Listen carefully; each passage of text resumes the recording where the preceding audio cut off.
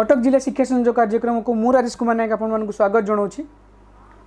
तो आमे पिला माने प्रथम अध्याय रे कौन पढ़ी दहन शिक्षा। दहन शिक्षार आम पढ़ी दहन क्या कहुए। दहन क्या कहुए ना दहन हूँ गोटे रासायनिक प्रतिक्रिया जहाँ कौन करे वस्तु अम्लजनित प्रतिक्रिया करी ताप आउ स्थल विशेष आलोक सृष्टि करता है ताकू आम दहन कही। आ दहनर सहायक कारक विषय में पढ़ी दहनर कौन कौन आवश्यक जिनस प्रथम है दाह्य पदार्थ, दुई नंबर है दहन सहायक पदार्थ बा अम्लजान आ गोटे है प्रज्वलनशील तापमात्रा। तो एबे आम दहनर प्रकार भेद संपर्क में पढ़ा। दहनर प्रकार भेद आम कौन पढ़ा। दहन प्रकार हूँ 4 प्रकार दहन।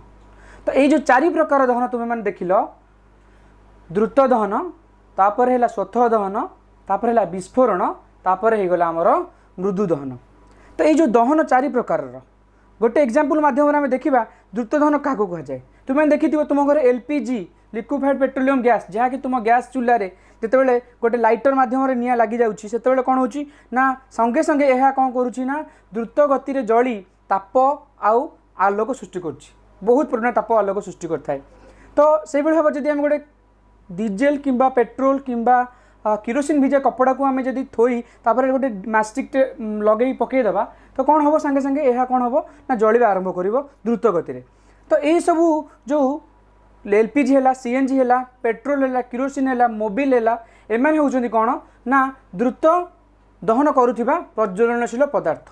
एमानकर प्रज्वलन तापमात्रा इग्निशन टेम्परेचर एमानकर बहुत कम, एमान बहुत जल्दी निआं धरी पारती। तेणु से जेकोसी गोटे पेट्रोल कंटेनर ऊपर लिखा जाता है इनफ्लेमेबल सब्सटेंस प्रज्वलनशील पदार्थ। तेणु यह विशेष भाव में सतर्कतार सहित यह गोटे जगार अन्य जगह स्थानांतरित करा जाए। एबे आमे पढ़िबा स्वतः दहन क्या कहुए। स्वतः दहन स्वतः शब्दर अर्थ है आपे आपे हो जावा।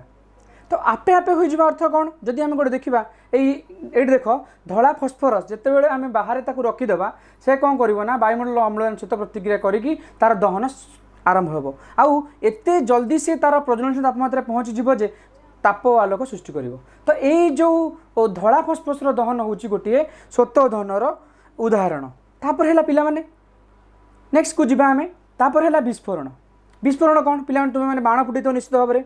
तो बाण फुटिला बेले कौन हम जितेबाला आम बाण में जितेबाला निआं अग्नि संयोग करवा से कौन हम ना यही बाणटा कौन हम ना सांगे सांगे विशाल शब्द करी आलोक आउ तल विषय धूआं सृष्टि कर।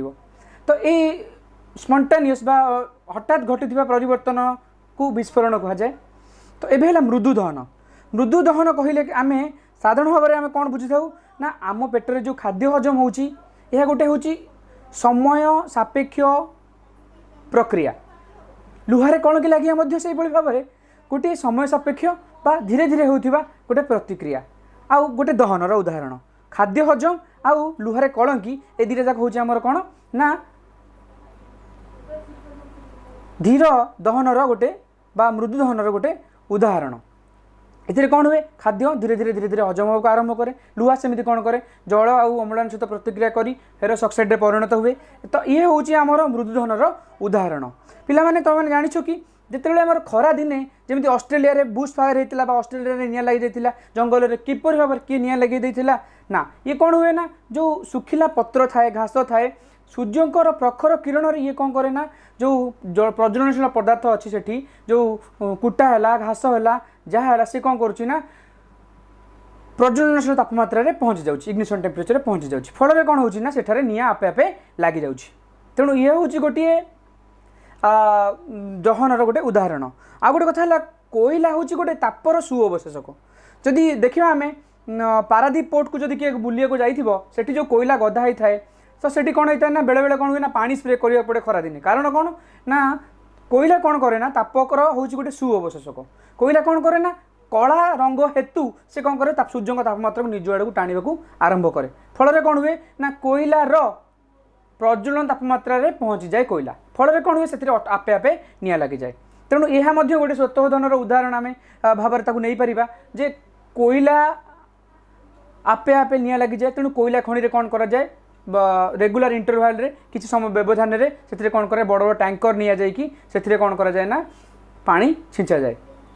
तो पिला माने आमे ऑलरेडी कहि सारिछि तो ये आम 4 प्रकार पढ़िले आम दहन चारि प्रकार दहन आम कौन पढ़िले प्रथम है द्रुत दहन स्वतः दहन तापर है विस्फोरण तापर हो गला आमर मृदु दहन ओके आमे एबे नेक्स्ट पढ़िबा आमे शिक्षा विषय रे पढ़िबा शिक्षा समस्त को जे समस्त भरपूर भल पाइबा ठीक अच्छे आम नेक्स्ट वीडियो रे आम शिक्षा संबंध पाठ पढ़ा समस्त को धन्यवाद निजर बहुमूल्य समय देकी ए वीडियो टी को देखिबा पई धन्यवाद आम नेक्स्ट वीडियो रे आम देखा